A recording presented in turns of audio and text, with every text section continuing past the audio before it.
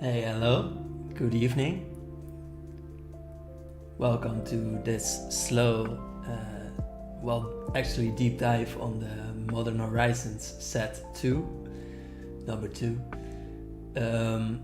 Today we're going to finish off the Modern Horizon spoilers, and we are still skipping over the ones that we have already seen because there are some doubles here that only have other borders, and I have put every one of the cards in. So we're going to do that. Also, like last time, if you weren't here, the thing that we were doing in the meantime was that you could shout out what kind of decks you play, preferably in Modern, but otherwise other formats are okay as well. We have had some commander decks that we have looked at as well, for example. And then we will look at what kind of cards fit right into those decks. Also, if there is any card that does interest you but we have skipped over it, just say so, and then we will go back to that one.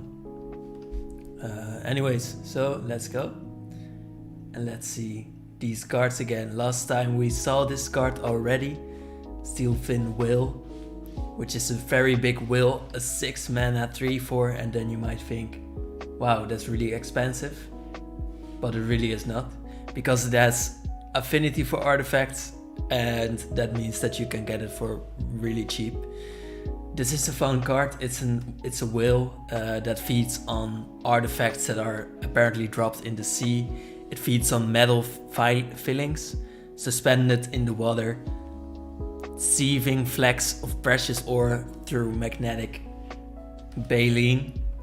I believe those are his kind of teeth. I'm not sure what a baleen is, but it does sound a little bit gross, actually. But the art is really cool. You always have this feeling of being underwater, and being underwater with this kind of whale is a little bit scary, and I like that. Alright, Sanctum Weaver has this nice border that indicates that this is an enchantment creature. I really like that they are keeping that border. That's cool. It's a 2 mana mana dork, a dryad that often has 0/2 as a stat. And it gives you mana of any one color, where X is the number of enchantments you control, so probably made for an enchantment deck. But if you can get 2 mana out of this, then it's pretty good. The arrival of spring's first flowers is a sacred occasion to Garametra's acolytes, who fill the Cetacean wood with song in celebration. So Cetacean, and this is then apparently a creature that lives on Theros, and that prays to the god Garametra, which is the god of fertility, and she protects all beings in her coves, and also accepts other gods there, which is pretty cool for a Theros god.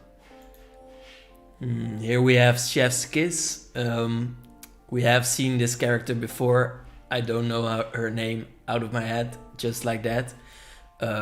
But it's a complicated name, and she is the chef of the Underworld, and she has some imp friends helping her out, as we also see here. This one is a 3 mana instant, gain control of target spell that targets only a single permanent or player. Copy it, then reselect the targets at random for the spell and the copy. Okay. Then reselect the targets at random for the spell and the copy. The new targets can't be you or a permanent you control. So, wow, it's a kind of a counter spell actually for red, and it even turns these spells against the single permanents or players of your opponents, which is really cool that it does this. Flavor cooked to perfection, of course. Cooked to perfection meaning that it has been burning in hell for a long time. Yeah, cool, flavored. Again, a good joke in red, which I like. We have an old bordered soul hoarder. We haven't seen this one before in this review actually, which is 3 mana. Whenever a creature is exiled from the battlefield, put a +1 counter on Soul Hoarder.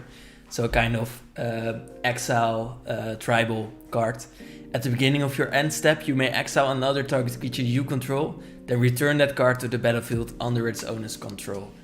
So we do know that flickering a card for every turn is really impressive a lot of the times. And the fact that this one gets stronger every time as well is great as well. It is a little bit hard to keep around because it's just a creature, it doesn't have indestructible, isn't an enchantment sometimes. But we know how strong this one can be if you have been playing Magic for a little while. So yeah, great. And the art by Seth MacKinnon, I think, yeah, a lot of people know this art at least, and we can see his style here as he has become so famous. We have this one, we have seen it before, but just to go over it a little bit, it's a Cascade card that's really expensive. And that's mostly what it is, because it's 9 mana, it's really hard to cast, but when you do, you can get another expensive card from the top of your library, so that's cool. Also, it can be cheaper, and then later the Cascade effect works like this. So when you cast this spell, exile cards from the top of your library until you exile a non-land card with lesser mana value. So this works with the mana value, which is important because this has affinity on it. Here we have Fairyseeker. We have seen some blink effects that are well, really good actually in this set. And Fairyseeker is a really cheap card. It's only 1 blue mana and it can scry you too, which is a really good effect actually in the really early game. And then it's a little bit of a body as well. The flavor is telling us that someone is a little bit is stripping at the moment. So it says, the patterns of crossing ripples reveal the future to those who know how to read them. And this is a fun thing as well. We have seen this effect where people see the future through effects and ripples and stuff like that before. Actually some of the gods on Kaldheim also have this same effect, which is really funny that all those future seers seem to work in the same way. Then we have Chance Encounter.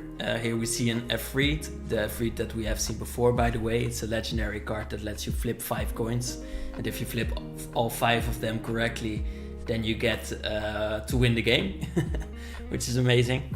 But this one says, this one's a little bit of synergy with that card, of course. Whenever you win a coin flip, put a luck counter on Chance Encounter. So you will flip 5 coins. You might lose a lot of life because of it, but you can flip 5 coins and get 5 luck counters on it. And then at the beginning of your upkeep, if Chance Encounter has 10 or more luck counters on it, you win the game. So with only 2 times of this effect triggering, so you will have to attack with this Efreet, you will actually win. So it's funny, it says Chance Encounter, but this one lets you manipulate your chances and lets you win anyways once you attack 2 times with it, with the Efreet. Then it says in the flavor, what are the odds? Indeed. So not really a Chance Encounter is what it says. Then we have Arid Mesa, I think is how you say it. When you pay 1 life and then you may search a library for mountains or plains. We have the whole cycle of this of these lands, and it's really cool that they reprinted these because these are really strong cards, so they needed it, and we need these cards anyways, so cool. We have seen this one, we have seen this one, but I want to go over this one a little bit more, because I think this one has a different flavor on different cards. Good things come to those who are judicious in their appetites. The Book of Bruno. A 3 mana enchantment that makes you or forces you to only be able to play 1 spell each turn. So you will have to go really slowly and you will draw a lot of cards with this, because whenever you cast a spell, you draw a card. So every turn you're going to draw like two cards, and maybe on other turns you will draw an extra card as well. So you will have to discard a lot actually. So with this moderation you will waste a lot, so it's not really a great form of moderation in my opinion. We have seen this one. Ghostlit Drifter, a 3 mana spirit with flying, of course. Well, not of course, there are spirits that are not flying, of course, as we have seen in the latest sets.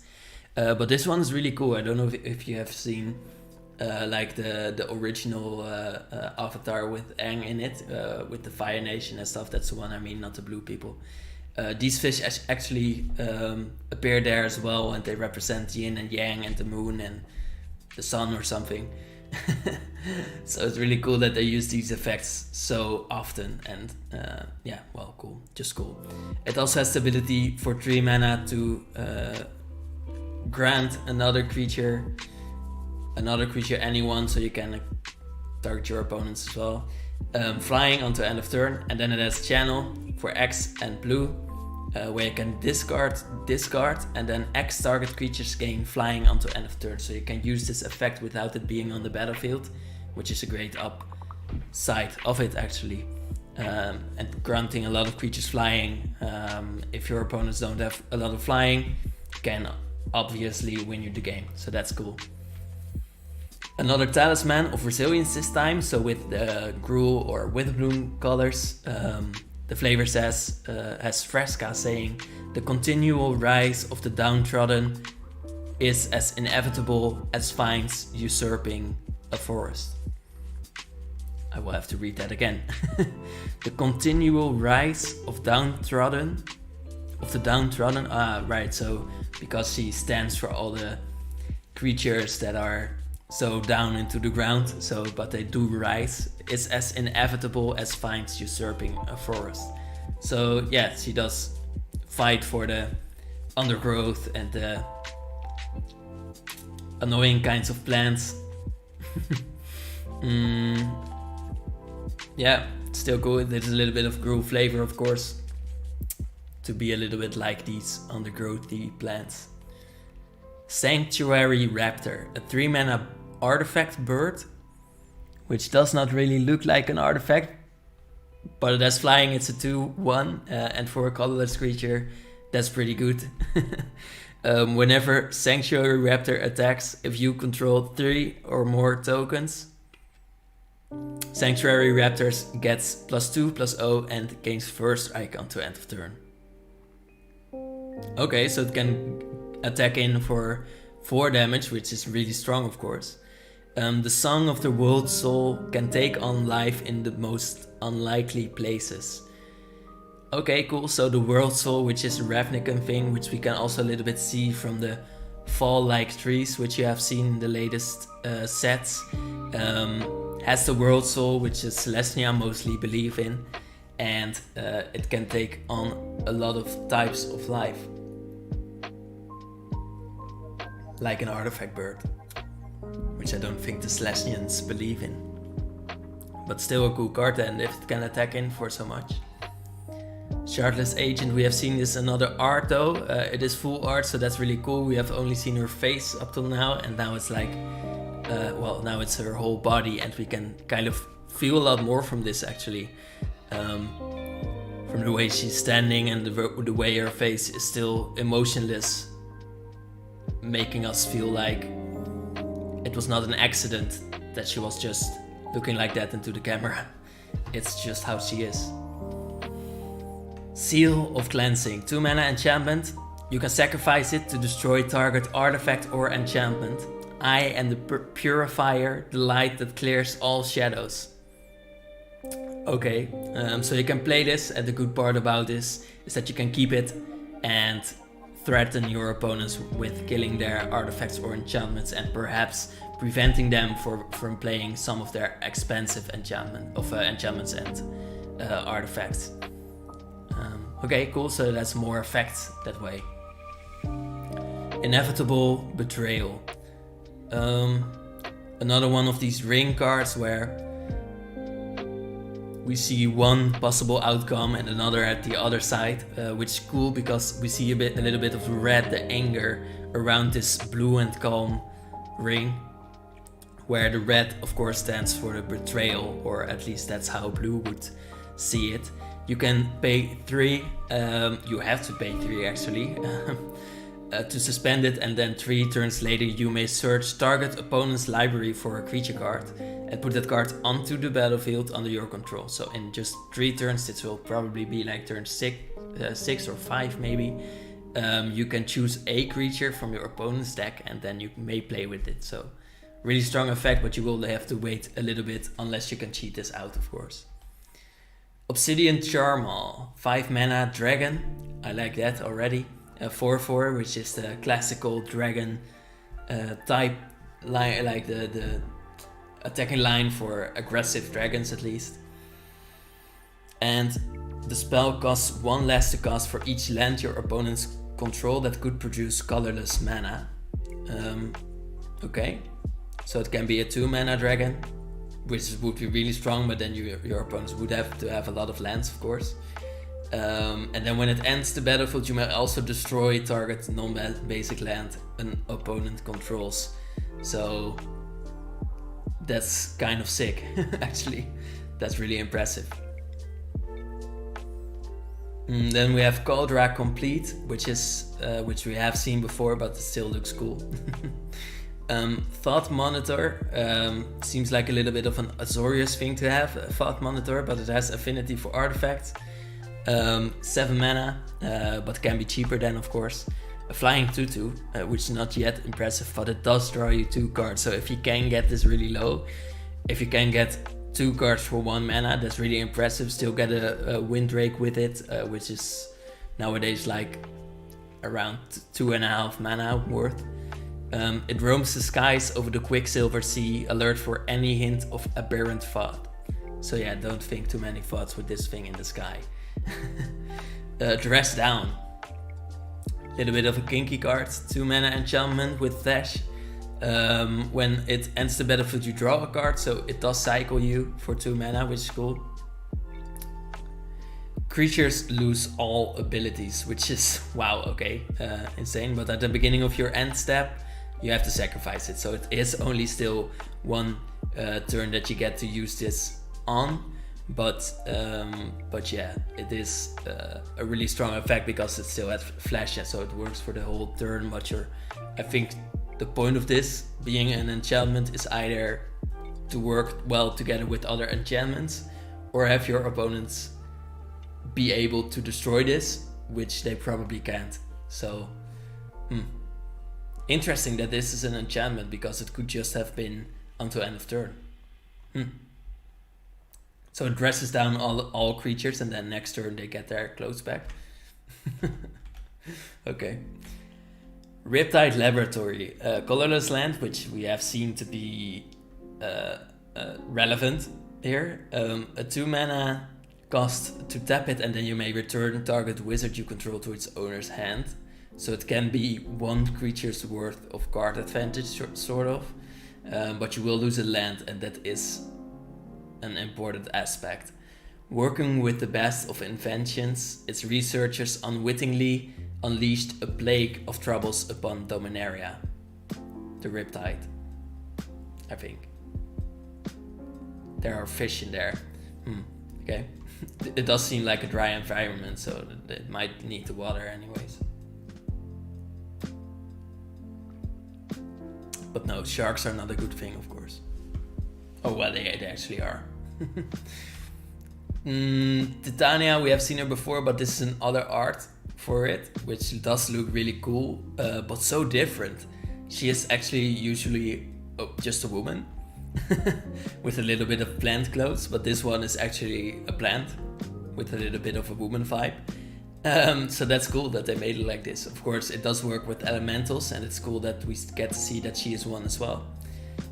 Before it wasn't really that obvious, and this is actually an elemental. Okay, Icefang Guado, a 2 mana snow creature, snake, with flash, 1/1 flying with flash, and when it ends the battlefield you may draw a card, so this one also cycles. So there are a lot of things that seem to cycle, but don't really cycle. It has death touch as long as you control at least 3 other snow permanents, so you might get to kill a creature and draw a card with this, and well, not really and, but that's really impressive. for a creature. So yeah, definitely a good card still. Void Mirror, 2 mana. Whenever a player casts a spell, if no colored mana was spent to cast it, counter that spell. We have seen this before, but that's a little bit mean. We have seen this one before too, this one too, this one too. For Dulcan Infiltrator does look a little bit creepy if we look at it like this. But it's a 2 mana Fidalcan Rogue, which can't be blocked, but only has 1 attack, which is a little bit weird. But then it has Metalcraft, where if you control 3 or more artifacts, it gets +1/+0, so it gets to attack in for 2. But it is funny, it says an expert always keeps their tools close at hand, and this one's hands are his tools. So that's funny. Glorious Enforcer, a 7 mana angel, which is a 5/5 with flying and lifelink, so a really strong body that can really swing a lot of games in your favor. If you were racing, then you will definitely almost win with this. But also at the beginning of each combat, wow, each combat, so your opponents as well, if you have more life than an opponent, Glorious Enforcer gains double strike until end of turn. So yeah, like you can maybe this really makes life gain really relevant actually, because double strike is really strong on this. It only takes you 2 turns to kill your opponent, but also you gain 10 life, which is amazing, and then you will definitely have more life than your opponent. I think. You are unworthy of life, but take heart, you have earned a clean death. That's at least some sort of a compliment. Steeldromedary, a 3 mana camel, which I don't think we have seen a lot of, but it ends the battlefield tapped with 2 +1 counters on it. Interesting. It doesn't untap during your untap step if it has a +1 counter on it. At the beginning of combat on your turn, you may move a +1 counter from Steeldromedary onto target creature. So you might use this with a lot of combats, but otherwise it will be really slow card that slowly gets to make your creature stronger. So you might play a 1-drop, 2-drop, and then make them stronger with this camel, which is a dromedary. Oh, it's a dromedary. I get it.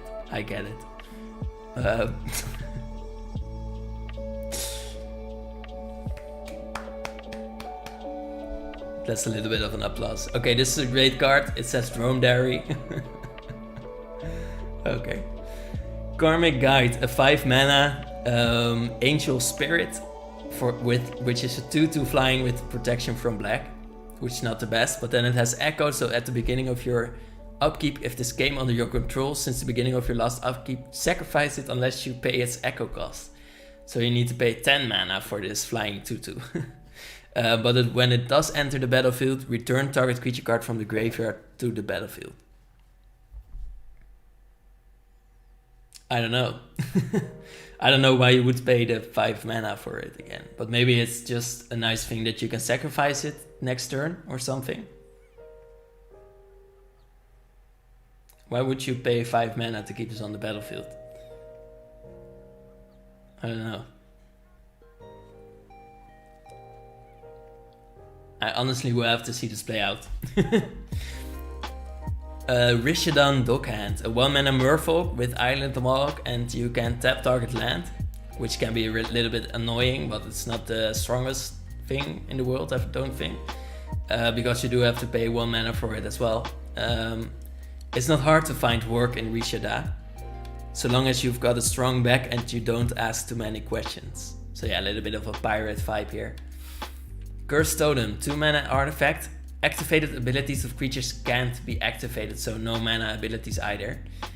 Sorry, Great One, but did I hear correctly? I'm to entrust this powerful artifact to our worst researchers? Cabal Servant. Okay, that's really fun, because it needs to be assigned to your worst researchers, because then you can sacrifice those researchers. Because it's cursed, you probably want to have your worst researchers work on this and not have some of your valuable ones do it. Phantasmal Drama, which is a really cool card. It's a Drama, so it's a little bit of an Ixalan vibe, but this one is probably made by Jace. We have seen this in the story where he does summon some big creatures to scare other pirates off. It's a 4-mana dinosaur illusion, a 6/6, so the same type line as a Dreadmaw, with Trample, which also a Dreadmaw has. But it is an illusion, so when it gets targeted by a spell or ability, you have to sacrifice it. But really fun that this is a card where you actually see a summon from Jace from Ixalan. That's really cool that they made it that way. And then the flavor says, that was perhaps the most terrifying thing I thought I almost saw. Captain Lannery Storm. So I don't know if she saw through it, but most people don't really see through it most of the time. But it does seem like the boat is running away from it, so it does seem scared by this illusion. A little bit legit actually. What happens if you put a cursed totem and a bull rod within range of a damping sphere? I'm sure Quandrix physicists are trying to figure that out, lol. That's cool. Bull rod within range of a damping sphere. I think if you put all of these artifacts in front of Quandrix mages, they will try it all out, but they might die in the process, as we have seen in the flavor from the previous card.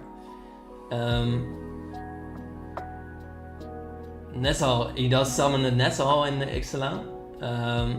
It's a step down. Yeah, I think he still did this, but I don't know if he immediately saw Nessal. But maybe he first saw Dreadmaw, maybe he doesn't want to go all out all of the time.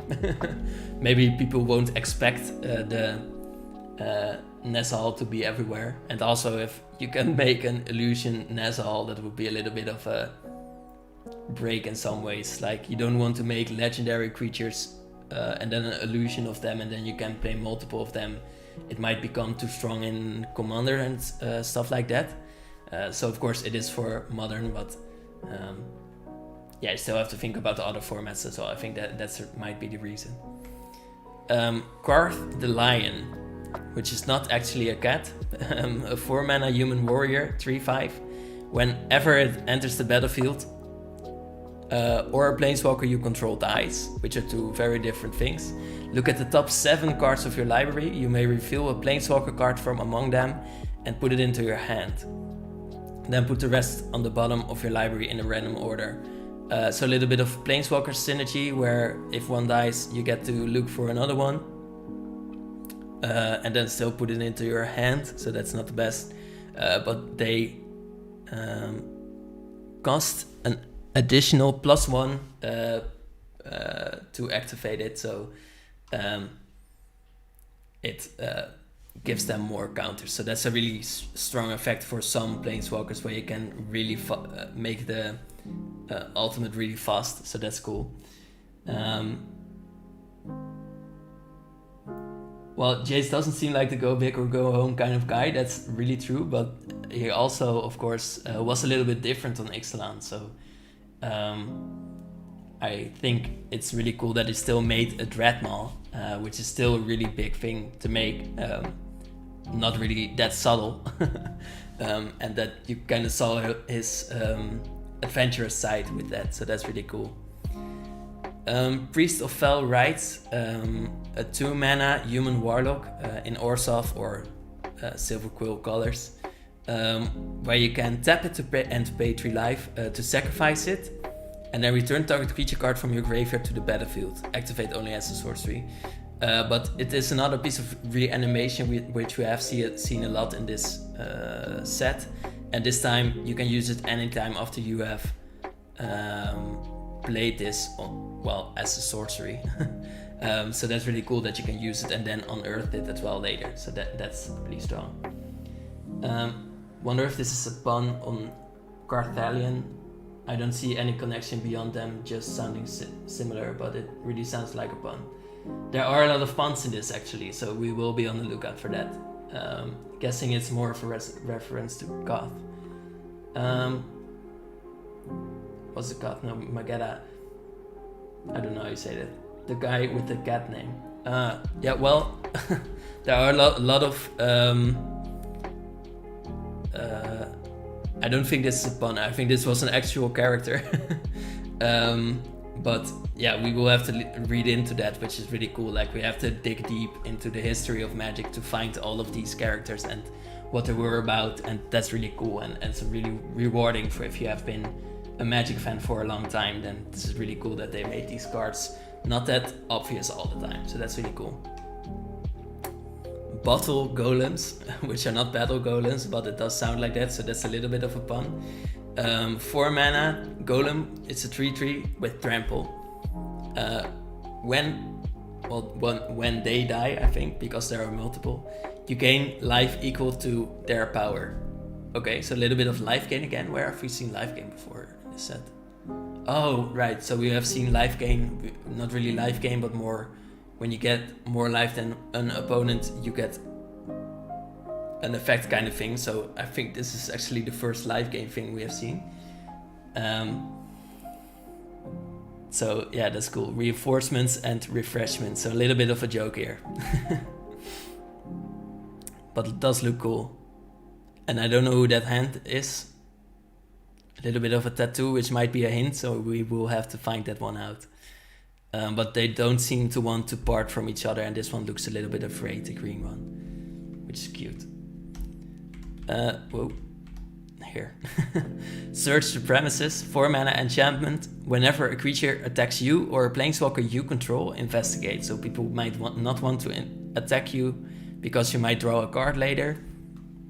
Not sure about that one, but it is strong with the other tokens we have seen, like a card where you get food and something else. When you play a clue, you get a food and a treasure. So that would be really strong. Then people might actually not want to attack you, but otherwise people might still attack you with this card. And then you get to draw a lot of extra cards, which is also cool. To halt these lurid practices, Geralf must be found and made an example of. Well, apparently they were not able to find him yet, and I don't think he has been found yet either. But we will find out when we get to Innistrad, actually, so that's cool. Ravenous Scroll, we have seen this before, but this is one of these design cards where we get to see what they told the artist to make. And here they say, or not the whole thing, but here they say, action, this is a scroll who eats everything. Okay, everything, and everything of course here being a snake, a pumpkin for some reason, an apple, a bird, and a hand, a human hand, which really drives home the point of it eating everything. But when you sacrifice an artifact or creature, so it also eats artifacts, it has really strong teeth or something, it grows stronger, and then you may sacrifice an artifact or creature with it to gain a life, again life gain, and draw a card. Again life gain in the green and black colors as well, so that's interesting. That they're really pushing it into the green and black in this set as well, but also keep it in white a little bit, as we have seen.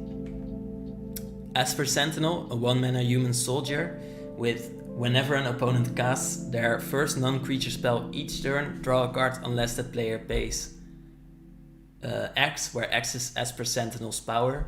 I've seen people talking about it being like the same as a risk study or something. Of course that's not true, this is way easier to remove, and this wants you to grow this creature. But otherwise it could be stronger, because you might force your opponents to do something when it becomes really strong. But you do need a kind of deck that works with it. So that's interesting. It seems like this wants to go in the red-white deck, actually. And that's cool, because then red-white has a little bit of draw. I mean, they are rodents. They can chew through a lot. Yeah, I think squirrels do have really strong teeth anyway, so that might be true. They might need a little bit of time for it. The more Esper changes, the more he refuses to. Right, so they feel like they come to a perfection or something, or like they are modified to such an extent that they do not want to change anymore. I think it's a thing like that, maybe. Galvanic Relay, a sorcery for 3 mana. Exile the top card of your library. During your next turn you may play that card. And then Storm, so yeah, it is a little bit of card draw if you just play it like that, like a 3 mana sorcery. Just 1 card, you might say that's not too much, but and that's true. But if you can play it in a Storm kind of way, that will be really strong, so that's really fun. The flavor says, abandoned years ago, the experiment continues to iterate upon itself. Okay, cool, so they made an experiment. Is this like Ravnica or something? It does look like it a little bit, but it's in the forest as well, so I don't really think so then. But cool that they made an, it feels a little bit Is It Like, but it's probably not. Yeah, really cool that the experiment keeps working. A little bit of a, it does have an Is It vibe at least, so that's fun. Then we have Chainer again, which is a really cool card that does work really well with the discard theme of Rakdos, of course, which it does have. Discard a card, you may cast a creature spell from your graveyard this turn, so a little bit of extra incentive to play a lot of madness cards in this color combination. And then whenever non-token creature enters the battlefield under your control, if you didn't cast it from your hand, so if you did get it from your graveyard, it gets haste until end of turn, which is the only turn you need haste. So yeah, cool. Legion Vanguard, 2 mana vampire soldier from Ixalan, with the cool art where he has killed this poor little dinosaur and is now drinking dinosaur blood and wiping his hands. It takes guts to be a trailblazer, so actual guts. Okay, sacrifice another creature, so another sacrifice theme here, and then it explores, which was a thing that they did a lot of on Ixalan. But explore is a really strong effect, of course, where you get to look at the top card of your library and then choose whether you put it into your graveyard, I think. So it's a Surveil card where you might get a land into your hand or a +1 counter on this creature, so that's really strong. We have seen it being really strong. It is always a little weird seeing words like galvanic in MTG. I mean, I get it, at some point we have to use more modern words, but Galvan was like a real person.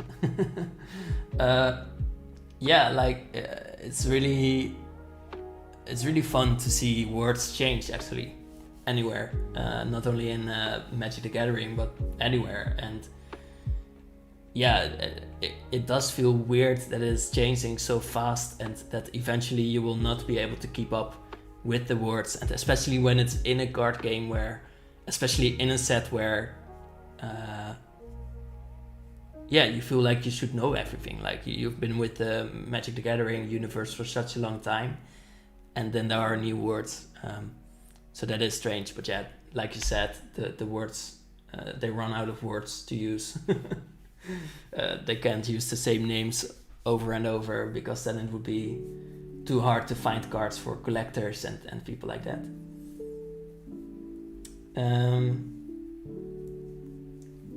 Would warm-blooded animal blood be more filling?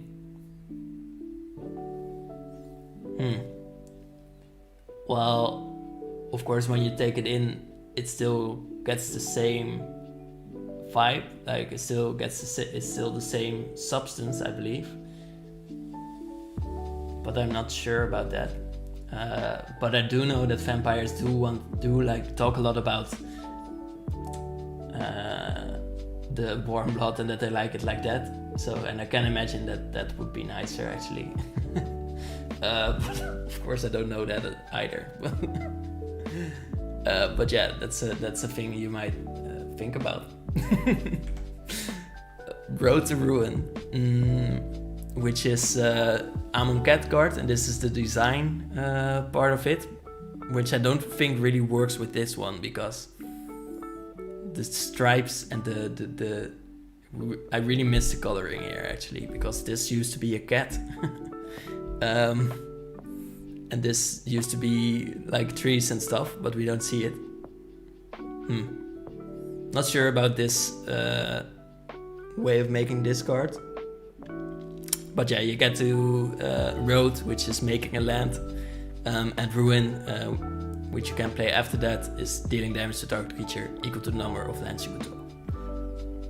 So by making lands, you get to destroy creatures.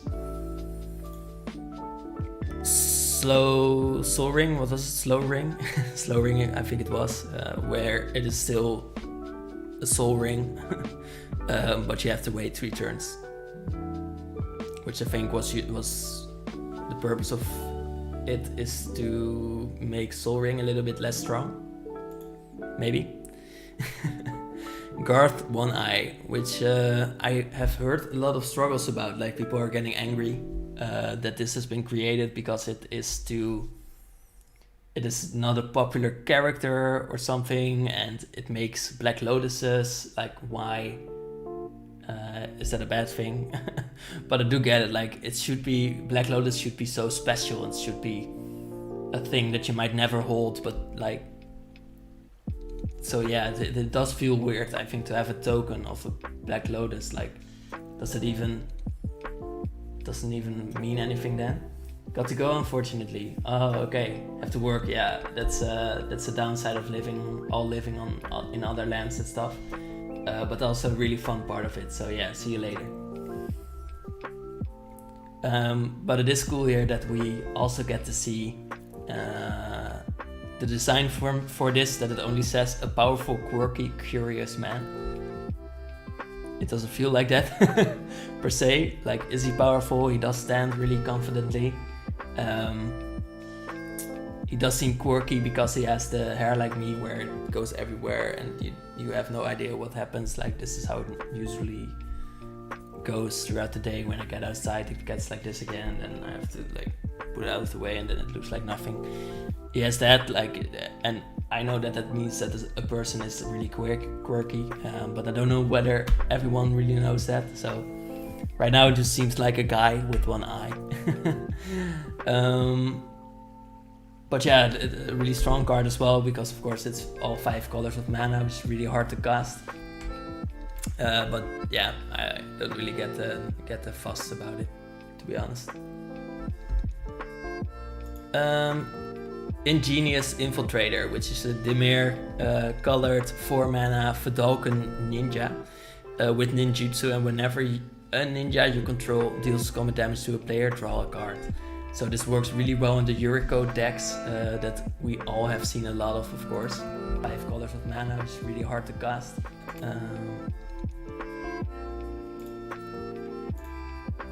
So yeah, sorry. But yeah, it's fun that you can draw an extra card with these kinds of cards. I really like cards like that. That's almost like the reason why I like Merfolk cards. Actually, it's not a Merfolk, but I like Merfolk cards because they gain you value and they want you to keep your creatures around, and it makes for a vibe where you want to actually protect your creatures, which I think is really fun.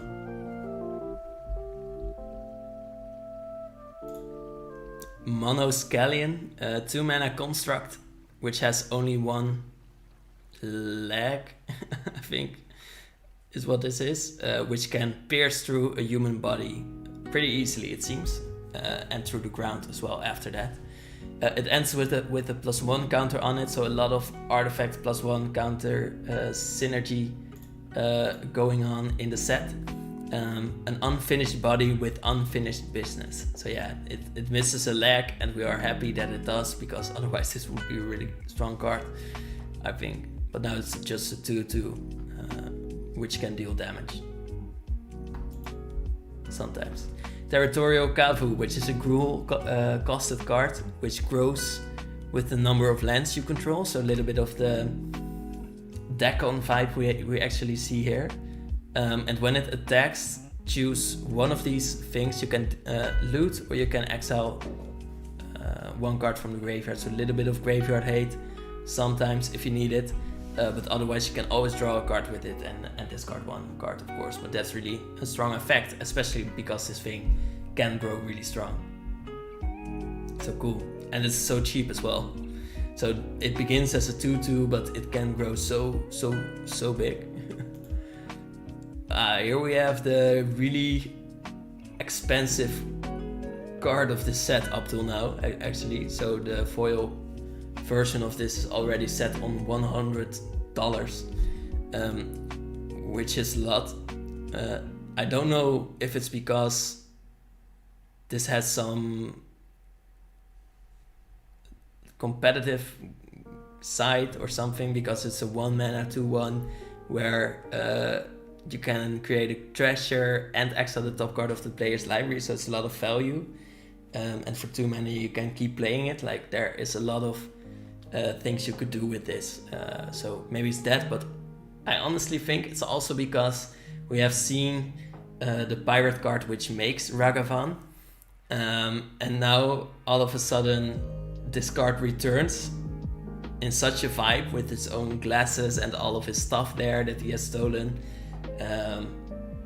and that it can be, it's a really nice mythic that can be your commander as well. I think there's a little bit of the price as well, but it can be strong in other formats too. So I think the fact that this is a returning card already that a lot of people know really makes the card expensive. But it is a cool card where it gives you a lot of value in red, and the color really needs it anyways. So, and it's really in a red way as well. Like the surprise attacking, not really having to be afraid of losing your creature is really cool as well. So yeah, a really cool and good card as well. Sanctum Prelate, 3 mana human cleric, which says this area is off limits to you. 3 mana 2/2, where you can choose a number, and non-creature spells with mana value equal to the number that you have chosen can't be cast. So you either know what your opponent will be wanting will want to cast. Maybe you know they play a lot of 3 mana spells, they haven't played anything on turn 1, they haven't played anything on turn 2, and now you can really shut them down by choosing 3 playing this card and not letting them play 3 mana spells. And otherwise, if you have multiple of these, you can really shut your opponent down. So that's a cool side effect of this as well, because it gets a lot stronger when you have multiple of these. So, really strong card. Some people are against stacks as a concept. They don't want to be limited in their gameplay, which I do understand. But games are really short, and I think it's fine.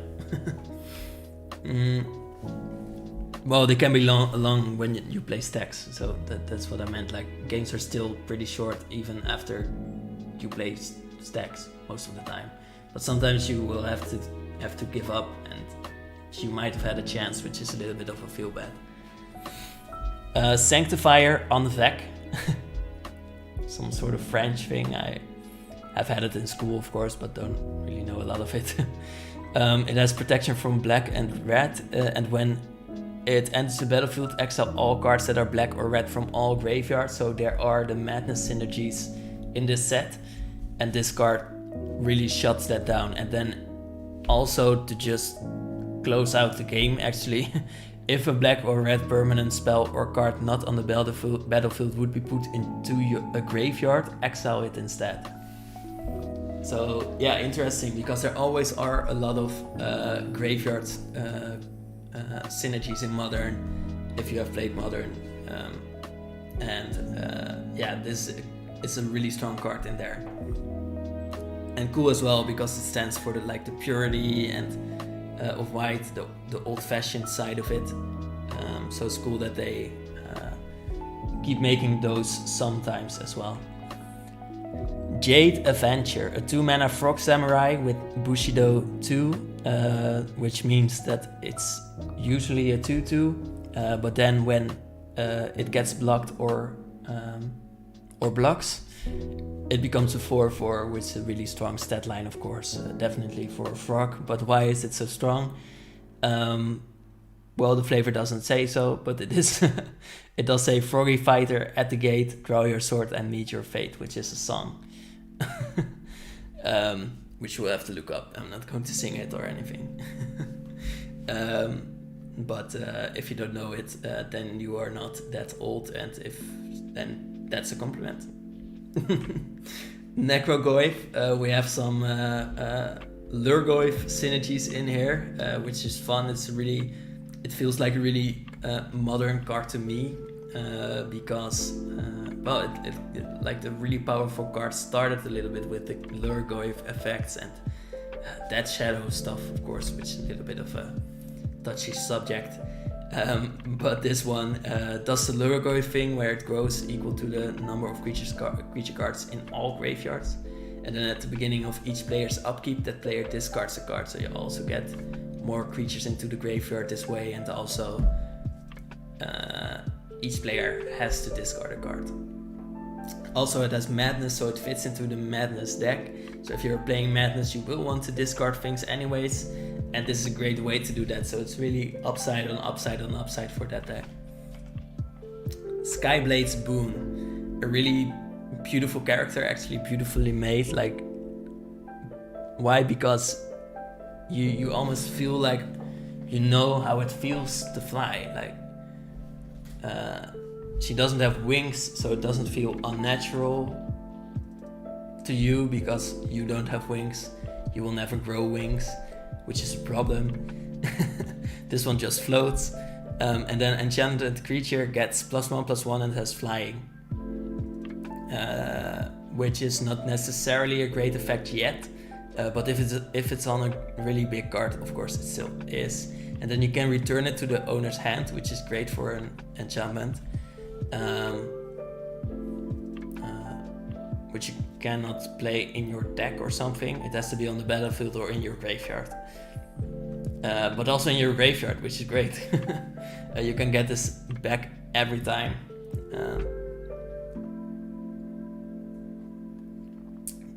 Which means you can play it as a tempo play, like I want to attack in right now, or you can wait until your creature gets removed because you have a really big flyer and then use it again later, which is cool. Piru the Volatile, we have seen this one before, but it's an Elder Dragon, which is cool.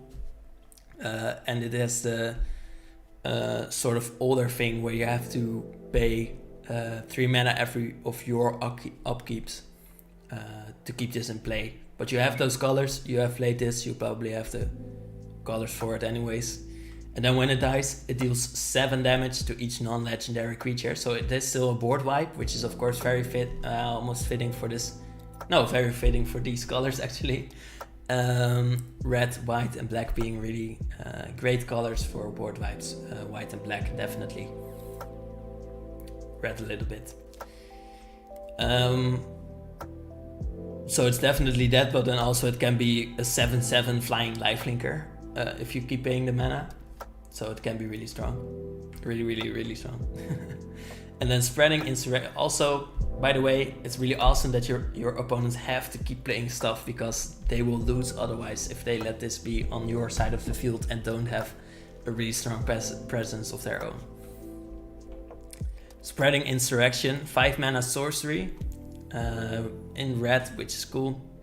Gain control of target creature you don't control until end of turn, and then untap that creature, it gains haste until end of turn. And then again, you might say this is not really strong, but if you can take over your whole opponent's side of the board, that's a really strong effect, because you can really win the game with your opponent's power, adding that up to your power. Everyone wants to be on the winning side. Spreading Insurrection, it says when you are winning, you will win even more. Yeah, definitely go on the side of the dinosaurs then. Deep Forest Hermit, a 5 mana elf druid with Vanishing Tree, so it will go away.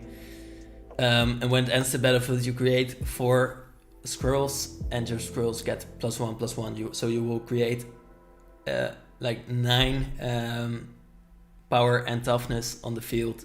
4 2/2s that will stick around as scrolls later. So that's really strong. Has always been strong. We have seen that. We have seen it, but this is a little bit different where we see the clothes and it's not finished. Solitude, 5 mana, elemental incarnation. This one is the white one. These are all very sad things, sad emotions, and it's cool that they made them into a being. 5 mana flash lifelink, 3/2, which is actually already pretty good. You can kill some things with it, and then it has lifelink, giving you a little bit of life. But then you want it to enter the battlefield, and then you can exile one target creature, and that creature's controller gains life equal to the power of the creature. So you want to use it to exterminate a really strong threat on the other side of the field, or gain more life on your side if you have something weird. But you can also exile a white card and do it. This is a strong effect, definitely, if you don't really care for the life gain too much, because you will win with a really big effect anyway. This can be really strong. Solitary Confinement, another really white feeling card. Confinement is a thing that white really fears. So yeah, at the beginning of your upkeep, sacrifice it unless you discard a card, so you need to keep discarding. You skip your draw step as well, but you have Shroud, so you can't be the target of spells or abilities, and you prevent all damage that would be dealt to you.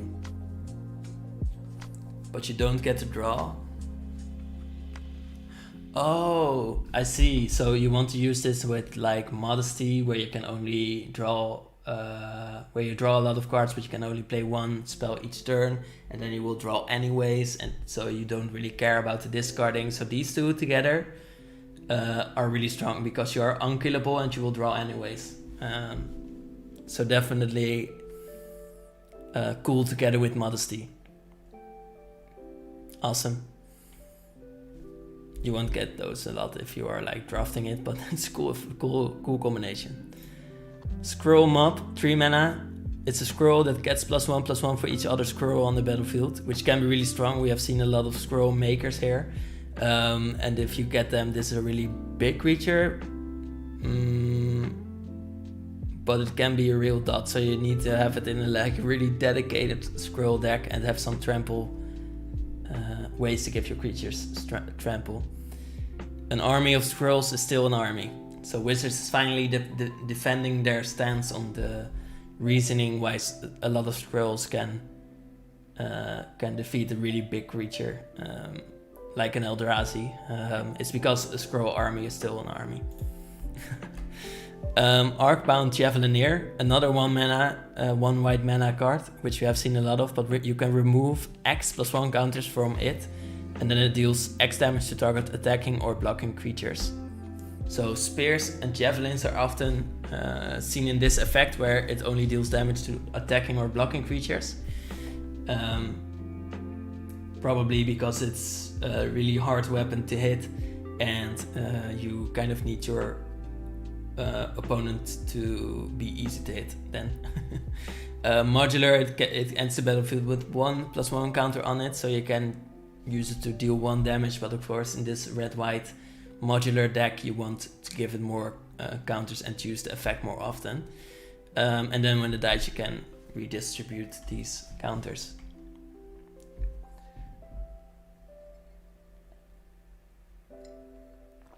Never forget your water. 3 mana Bone Shredder, another Echo card, which is a 3 mana flying 1/1. And at the beginning of your upkeep, you have to sacrifice unless you pay 3 mana again. So will be really costly, but these all have more important enter the battlefield effects, where this one says destroy target non-artifact, non-black creature. So that's a really strong effect still. It's a little bit of a murder, I guess. I'm not really sure if this is really strong. But if you need like the synergies, it could be. Weird. I think the black one is a little bit less strong than the ones we have seen up till now. Oh, I haven't turned this one.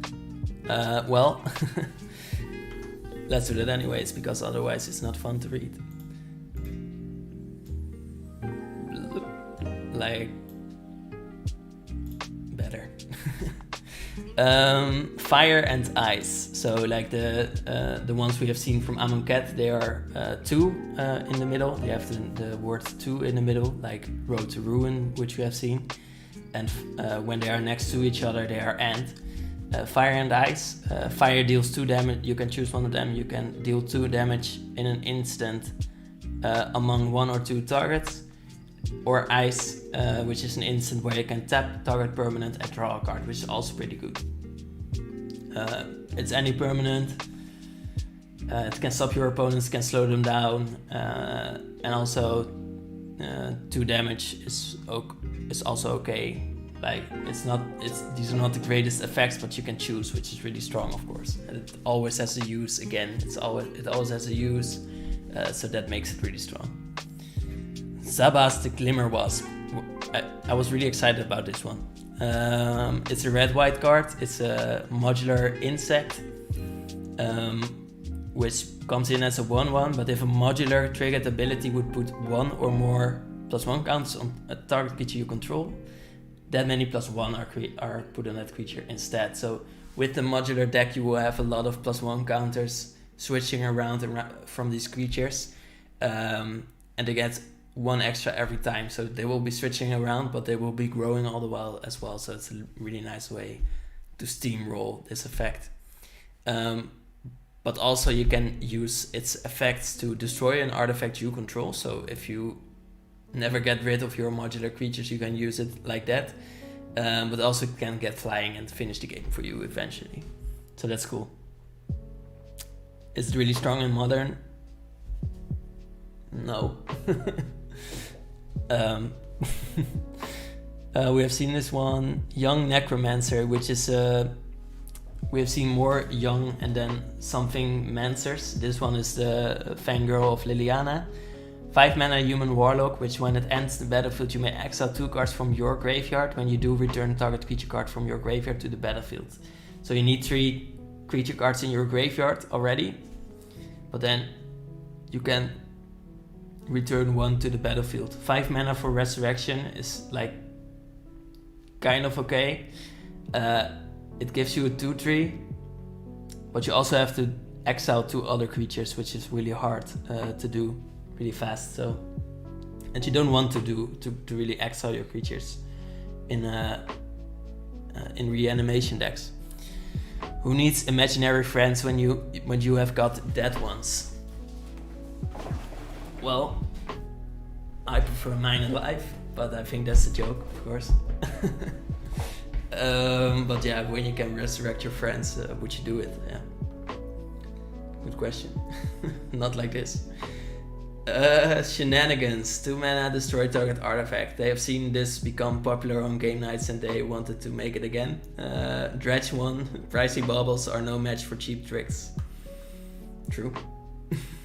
That's just all I have to say about that. Suspend we have seen. Solitude, 5 mana flash lifelink, which we have seen as well, but here we see another art, a little bit of an older one it seems.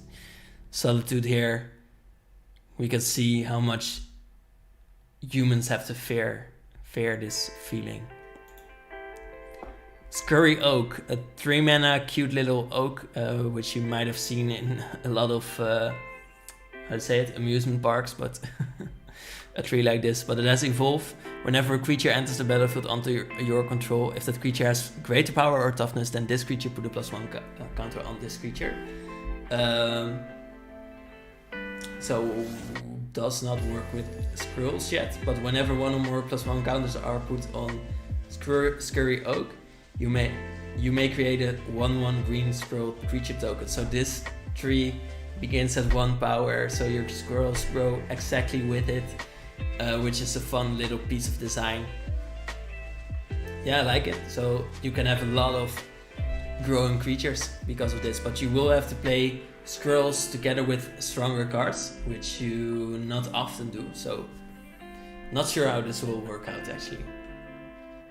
Vindicate is a sorcery, destroy target permanent. That's it, but really strong because it can choose any permanent, not only creatures, not only artifacts or enchantments or something like that. I am the mad one. So cool that they made this again, really strong card and really necessary in a lot of formats. And definitely cool art from Livia Prima. Sarah's Emissary, which is a 7 mana 7/7 flying angel. So you will have a lot of work to do when you want to cast this, but then it's already good and we have 2 lines of text to go through yet still. When it enters the battlefield, you choose a card type. That was 1 line of text, which was not impressive on its own. But you and creatures you control have the protection from that chosen type. So when you play against a monocolored other modern like mono black deck, this shuts them down and then you almost immediately win. Because you and your creatures you control, which includes this angel, have protection from that color, so they're kind of done. Not in modern really, but it does shut them down really, really hard. So another card with mono black hate. I think they really wanted to address the amount of what's it called? I just said it. Shadow. The most important card of your life. Shadow card in modern.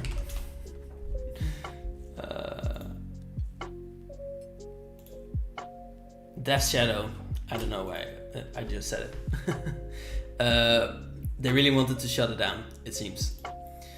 Imperial Recruiter, I think we have seen this one before in another set, but it's a 3 mana, 1/1. A passionate recruiter will win a war before the first arrow flies. So this one is from Tarkir, which we can see from this, but also from the set symbol beneath here. So that's a nice little thing that they did for people that are not that versed into the types of clothing and stuff.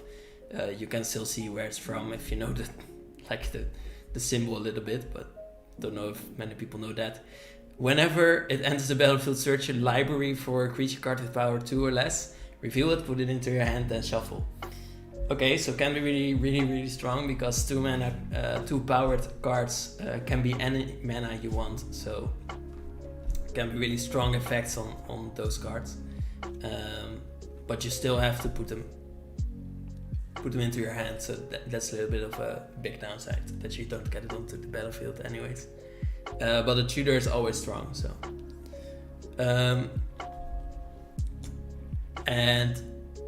Also what I think is interesting is that sometimes in these cards they have changed the outfits from the planes, but this time they kept the original one. I think it is because Tarkir has been such a long time ago right now, comparative to other sets, that you really need a lot of hints to know where it's from. So I think that's the reason why they made it like this, I think. Galvanic Relay again. Mystic Redactions also again. Thorax Canticle. So Thorax is a little bit of a cheeky nipple guy that we get to see a lot of. The flavor is the same hymns Thorax sang to praise the Ebon Praetor, would later be adapted to glorify Thorax himself. Cool, so that way these songs still get to be sung, which gives of course still the Praetor power because we know that they are alive. But what the card actually does, it's a 4 mana sorcery where target opponent reveals their hand, you choose a card from it. That player discards that card, then discards a card at random as well. So you get to choose one, but then they also have to discard another one. Is that really strong? No, I don't think so. It's a lot of value. But there are also cards that let you make your opponent's discard one at random and you draw a card. I think that's more important than you stopping your opponent just a little bit. Yeah, no. Urban, like these are good, I've noticed, when you have multiple ways to cast them. So when you can play it for cheaper and your opponent only has to discard one, but you still can use it, then it's a little bit stronger than in this case where you have to put 4 mana in, which is a huge tempo swing. Urban Daggertooth. 4 mana, Vigilance 4/3, which is really strong, can be really aggressive, can still block once for you. And then it has Enrage. When it is dealt damage, you proliferate. So we have seen a lot of +1 counter synergies, not really in green I don't think, but some of it as well, like with the tree from just now. Cool that it does that, like a dinosaur that does want to play with the squirrels, and this one is 4 powered, so it does help with the evolve thing. Maybe that's the stuff. We have seen Asmarono, Mardika, Disti, Goldakar before, but yeah, just wanted to try that again, not really getting better at it. Abundant Harvest, 1 mana sorcery, choose land or non-land, reveal cards from the top of your library until you reveal a card of the chosen kind. We have seen this before in other effects, but also in this previous video. But the mood here says surrounded by the abundance of nature, and that's definitely true for this full art actually. Not really this one, but in the full art we do see an abundance of nature. Harmonic Prodigy, which is the personification of Sona. 2 mana human wizard with prowess. If an ability of a shaman or another wizard you control triggers, which we have seen 2 other effects of as of now, so that can stack on top of each other, that ability triggers an additional time. Each node strikes with deadly precision. Really cool art, like with the circle of the moon being like this, and the different kind of light coming from the behind, and then the sort of birds that are flying here, and we don't know how the music looks like, but we can feel it almost. That's really cool. Well done. Paul Scott. Amazing work. Draykeeper, 5 mana, Elf Druid, creates another 2 green scroll creature tokens, and you can give them +1/+0 and menace until end of turn, so just make 10 of them, which is hard to do, and then give them menace, and if they only have 1 creature at that moment, then you can defeat your opponent. But you can of course still do this multiple times and do it like that. I think that's more realistic. He gave the squirrels acorns, they gave him vengeance. That's a good trade.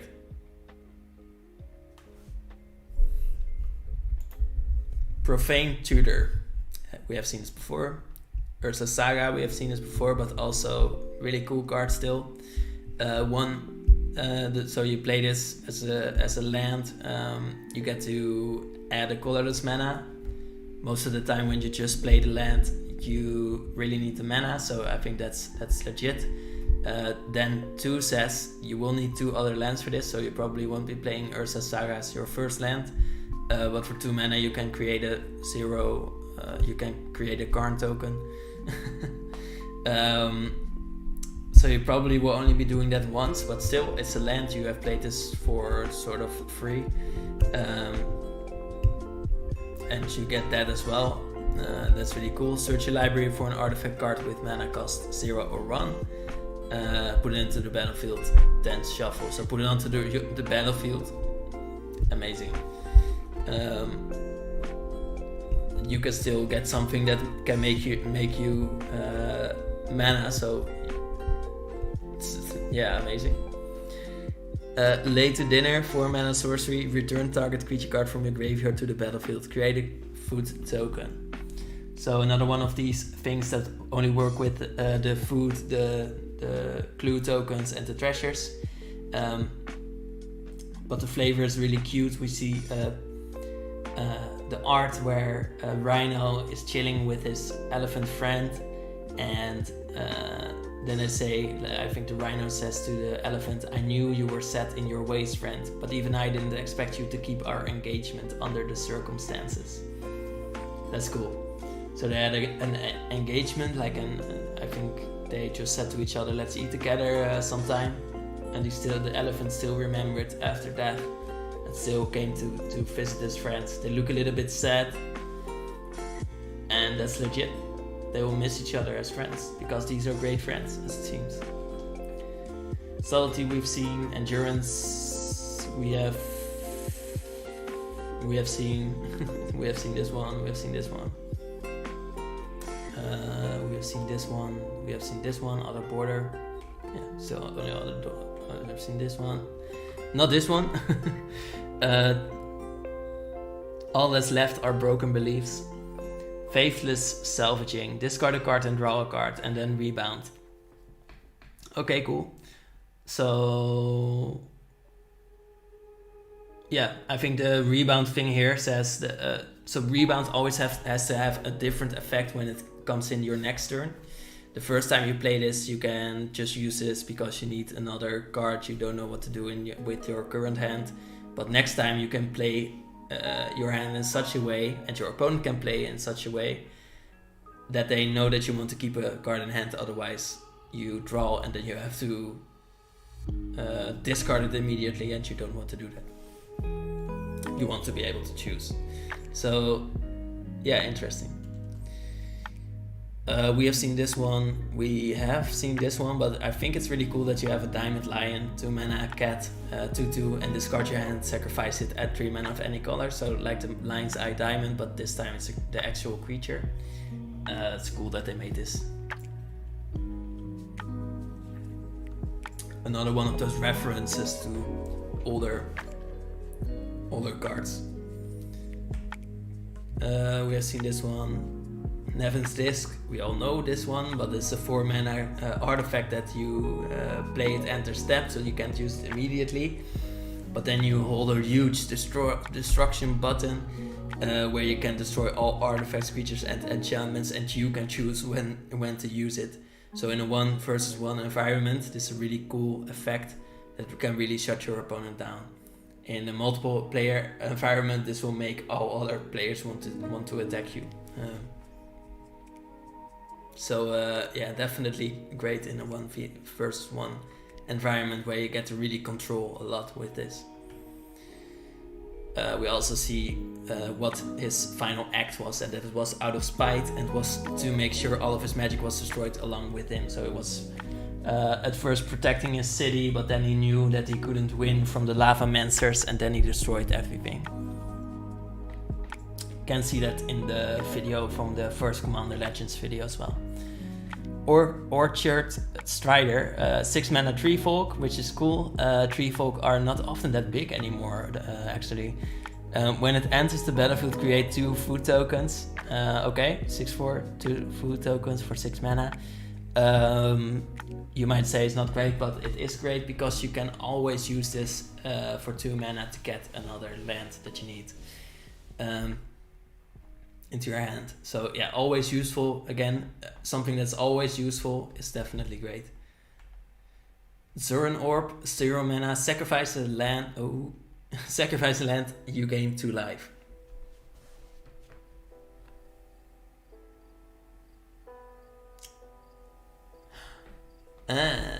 Okay, so we have seen some things where if you have more life than your opponent, you get really strong effects. This is a way to make that really fast, so it can be a finisher in some ways, as we have seen before.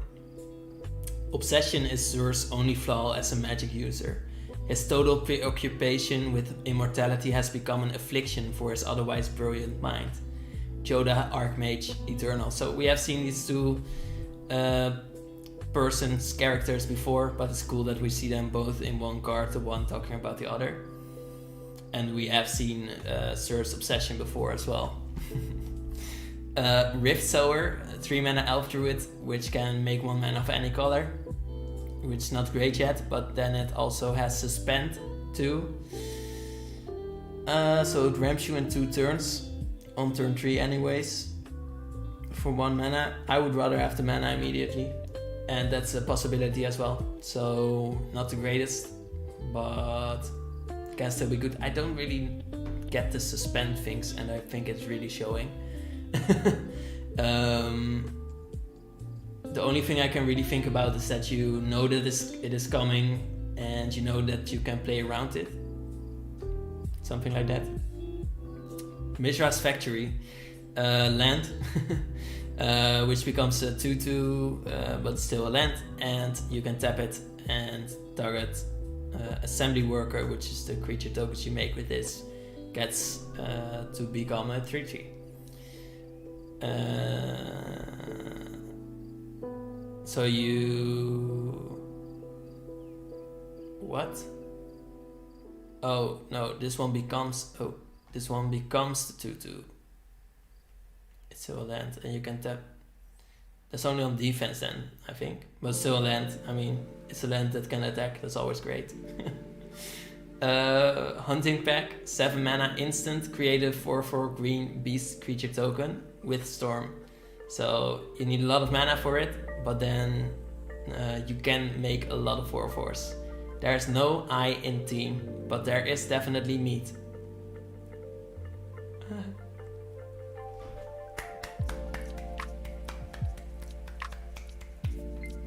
Awesome. I like it. Just for the flavor. Action. This creature is a bloodhound, formed entirely out of water. Okay. We have seen it before, but yeah, it definitely... it's funny that they made it in caps, because it's so funny to them. Okay. Flame Rift deals 4 damage to each player, so you as well. Okay, aggressive, but can be really good. You want to attack anyways in these decks, and you want to be fast anyways, and then you can be even faster. You might want to step back, Jaya Ballard, Task Mage, so Jaya said this and then made this huge explosion crashing against the barrier of like the universe. We have seen this one, this one, this one. We've seen this one. We have seen this one. Wow, we've seen a lot. Rants Run Hydra. So run when you see this Hydra. The boggart hopped carelessly among the roots until the roots woke up. That's a classic. With the thing where roots wake up. So it ends the battlefield with X+1 counters on it. So for 2 mana you have a 1/1, for 3 mana you have a 2/2, for 4 mana you have a 3/3, which is always behind the mana cost actually. But it has reach, so that makes it okay when you pay 5 mana for it. At least. And then reinforce. Green and X. Discard this card, put X+1 counts on target creature. So again, the modality of it makes it really strong. Claims tomorrow we have seen the card, but we have seen it as a strange kind of merfolk in the distance, and this time we see it full art, and it does look amazing like this. The way it's sitting, and the waves, and the wavy things, and the clouds that are waves now as well, and she is the god of the sky as well. So making the sky important in this is cool as well. And it seems like always when it is about the sea or the sky, there's a circular kind of focus, and it's always a little bit to the top left, and that's in this case as well, with the moon being here, and then the sky around it, and then the air and the clouds around it, and then the sea around, sort of around that. So cool. I don't know why that is. Clattering Augur, 2 mana, Skeleton Shaman. It can't block, so you have to attack with this 1/1. And when it enters the... You don't have to, but you otherwise don't have much use for it. But when it enters the battlefield, you draw a card and you lose 1 life, so which you of course like. And you can always return it from the graveyard to your hand for 4 mana. Which is expensive. In that case, you would pay 6 mana to get it back and draw a card. But you can keep using it, and it's just fodder, so that's cool. The first time is more great than the second time, I think, but the fact that it is infinite appeals to a lot of people. Anyways, so this one we've seen. This one we've seen. Sweep the Skies. Thopters, which are from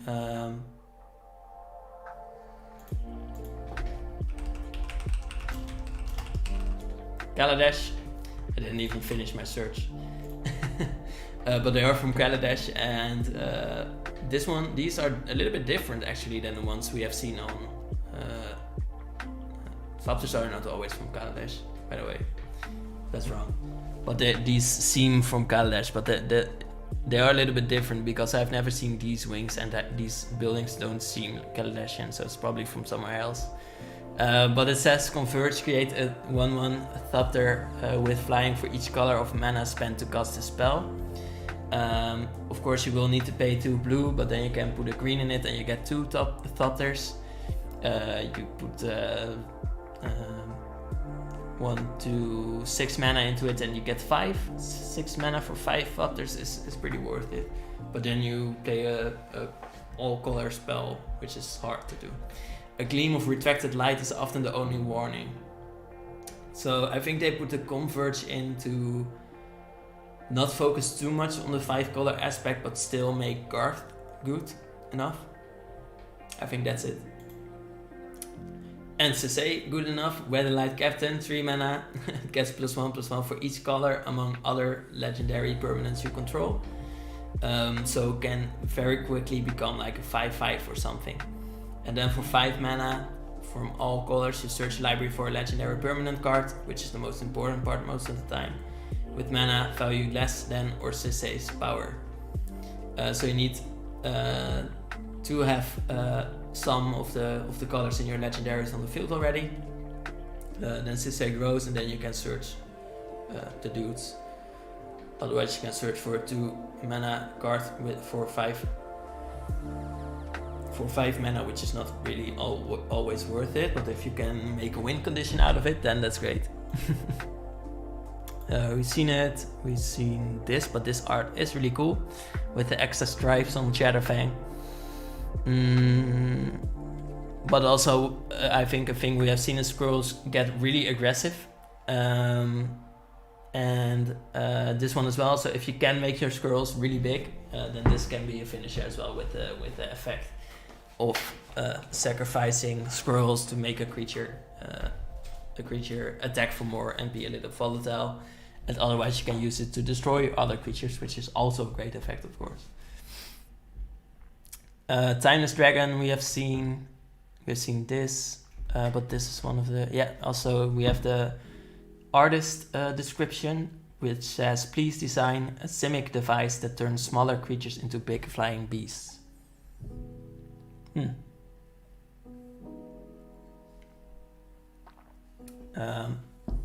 It doesn't look like it.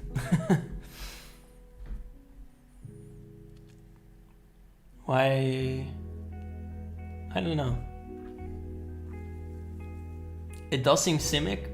It doesn't seem to make flying beasts. So, new art from Mistress Factory, which does look really cool. Garth again. This one you have seen. Garth we have seen. Batterbone, 2 mana living weapon. Equipped creature gets +1/+1 and has vigilance and lifelink. A 1/1 vigilance lifelink for 2 mana is not that great, so I don't think the living weapon really adds too much, and then it's 5 to equip, which is way too much. So not sure, but it can be good, of course, if you make your deck around it, but a bit too expensive really to have it like this, I think, personally. Maybe. We have seen this one. Was that the last one already? Wow, this one was so much shorter. Okay, only 2 hours. That's not much. Yeah, well. So anyways, thanks for watching anyways. And yeah, have a nice day from now on. I mean, we got through that really quickly at the last part because we had so many doubles. But still, we went through in total 5 hours of this, so in the end it was a long time still. And 382 cards, I think that's still pretty good, following the requirement of being a slow stream, a slow set review of having the whole 5 hours to look at each card, so that's cool. I really like doing this. I like doing it for Strixhaven as well. Next ones perhaps as well. And otherwise, again, thank you for watching so much. If you are here, then that means that you have taken a lot of time to watch me ramble, and that's cool. So have a nice day.